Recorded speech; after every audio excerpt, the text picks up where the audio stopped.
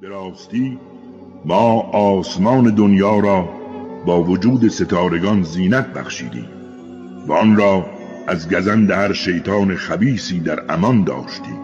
آنها توانایی شنیدن اسرار عالم بالا را ندارند و اگر چنین قصدی کنند از هر سو آنها را عقب می‌رانند تا از حقایق دور گردند، زیرا آنها لایق عذابی دائمی هستند، مگر شیاطینی که استراق سمع کنند که در این صورت با شهابی سوزان و نافذ تحت تعقیب قرار می‌گیرند.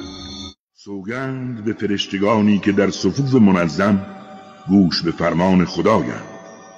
سوگند به فرشتگانی که بدیها و پلیدیها را دور می‌کنند و قسم به تلاوت کنندگان قرآن که حقیقتاً خدای شما یکتاست، پروردگار آسمان‌ها و زمین و آنچه میان آنهاست میباشد.